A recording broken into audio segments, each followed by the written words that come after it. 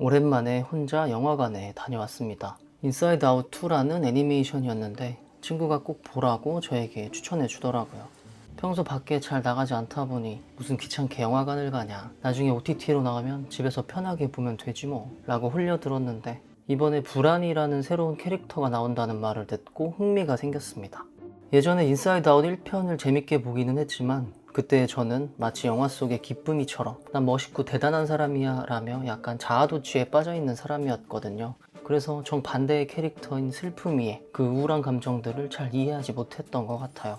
어느새 9년이 지난 지금 그간 세월의 풍파를 이리저리 맞으면서 자신감도 떨어지고 자존감도 낮아진 채 1편을 다시 봤는데, 이제는 제가 기쁨이보다 오히려 슬픔이가 더 이해되는 반대의 입장이 되어 있더라고요. 그래서 이번에 새롭게 나온 불안이라는 캐릭터에는 더 깊이 몰입할 수 있을 것 같아서 직접 보러 가게 됐습니다. 백수의 특권으로 평일 오전 조조영화로 예매를 했습니다. 상영관에 사람이 얼마 없어서 조용히 집중하면서 볼 수 있겠구나 하면서 좋아했는데, 영화가 시작하기 전 갑자기 초등학생 어린 친구들이 단체로 입장을 했습니다. 아, 망했다.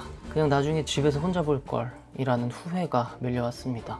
신나서 들떠있는 아이들의 소음이 영화를 보면서도 이어질까봐 시작부터 조금 짜증이 났습니다. 그런데 생각보다 다들 조용히 영화를 감상하더라고요. 그만큼 영화가 재밌었던 건지, 아니면 요즘 아이들은 영화관이 익숙해서 매너가 몸에 배인 건지, 어쨌든 제가 너무 편견에 사로잡혀 있었구나 하면서 반성을 했습니다.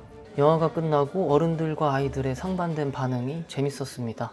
아이들은 별 생각 없이 시끌벅적 떠들면서 상영관을 나가는데, 어른들은 자리에서 바로 일어나지 않고 뭔가 여운을 느끼는 것 같더라고요. 저도 그랬습니다. 보는 내내 불안이라는 캐릭터에 너무 이입을 했는지 주인공 라일리가 불안이를 주체하지 못하고 폭주했을 때는 숨죽여서 보다가 다시 평온을 찾았을 때야 겨우 긴 숨을 내뱉을 정도로 몰입을 하면서 봤습니다. 저도 최근 몇 년간을 불안하고 우울하게 지냈다 보니까 불안이를 감당하지 못하고 패닉에 빠져버린 라일리의 모습이 더 와닿았던 것 같아요. 그러나 결국 불안이가 했던 행동들은 모두 라일리를 위하는 마음에서 비롯되었다는 것. 기쁨이든 슬픔이든 불안이든 내가 겪은 다양한 감정들이 뒤섞여서 진짜 나라는 자아를 만들어가는 것이라는 결론이 저에게 많은 위로가 되었습니다. 이렇게 보니 함께 봤던 어린아이들이 거기까지 이해하고 여운을 느끼기엔 조금 어려울 수도 있었겠구나 하는 생각이 들었습니다. 그래도 다 같이 즐길 수 있었던 어른, 아이 다 좋아할 만한 영화였습니다. 항상 좋은 것만 기억하고 나쁜 기억들은 외면하면서 라일리는 멋진 사람이라는 이상적인 자아를 만들어가는 기쁨이의 모습이 마치 과거의 저 같아서 씁쓸하기도 했습니다. 과거의 저는 어떤 강박이 있었던 것 같아요. 남들한테 잘 보여야 해. 남들보다 잘해야 해. 내 가치를 인정받아야 해. 제가 꿈꾸는 이상향의 모습이 되기 위해 발버둥치며 살았던 것 같습니다. 그리고 그 이상향에 못 미치는 저를 발견할 때마다 현실을 도피하곤 했어요. 저의 부족함은 인정하지 않고 자기 합리화를 하면서 말만 그럴싸하게 상황을 넘기기 급급했습니다. 퇴사, 여행, 이민, 공시 준비 모두 실패하고 뒤늦게 현실과 이상의 괴리를 깨달았을 땐 이미 30살이 훌쩍 넘어 있었고, 그 사실을 받아들이기 힘들어서 한동안 우울함 속에서 살았던 것 같습니다. 돌이켜보면 그 강박은 누가 저에게 따로 강요한 것이 아니라 제 스스로 만들어낸 거였어요. 어릴 때부터 저는 정서적으로 불안함이 굉장히 많은 아이였는데, 사춘기가 되어서도 그 불안함으로부터 회피하려고만 하다 보니 결국 이런 불안정한 감정들을 어떻게 조절해야 할지 모른 채로 성인이 되어버렸습니다. 불안함에서 비롯된 저의 자신감 없고 예민하고 열등감 강하고 소심한 모습이 싫어서 사회에 나가서는 반대로 자신감 있고 당당한 사람이 되어야 한다라고 생각하는 것 같습니다. 마치 영화 속 기쁨이처럼 저의 부끄러웠던 모습, 안전 과거의 기억들은 다 지워버리고 내가 되고 싶은 자아상을 만들어서 그에 맞춰 살기 위해 애를 썼습니다. 나름 이런 노력들이 잘 통했는지 주변에서의 평은 꽤나 좋았던 것 같습니다. 적극적으로 학교 생활도 하고 덕분에 원하던 회사에 취업도 했으니 난 이제 정말 내가 꿈꾸던 모습으로 살아가고 있구나 라고 생각하기도 했어요.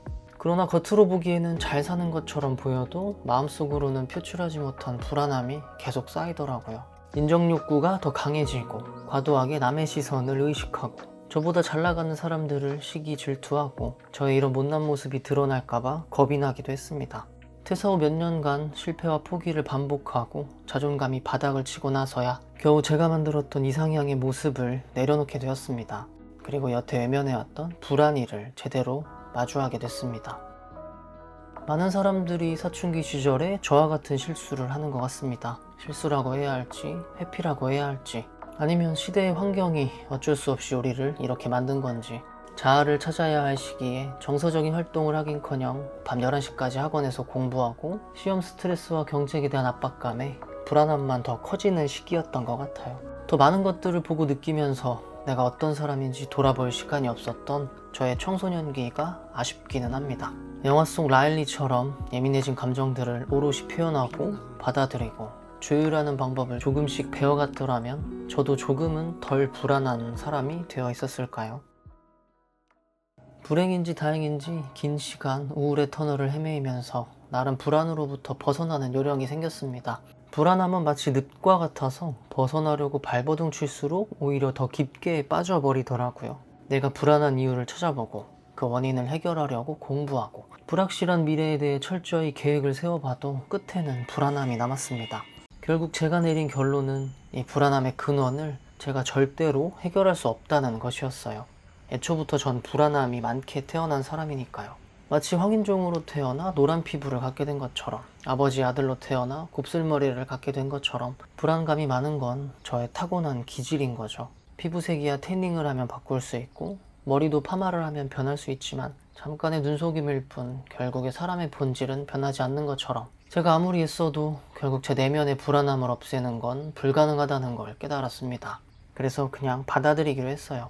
제 내면에 있는 이 불안이는 도망가거나 회피해야 할 존재가 아니라 평생 함께 지내야 할 감정이라는 걸요. 이렇게 생각하니까 예전처럼 불안함에 쉽게 압도되거나 버거워하지 않게 되었습니다.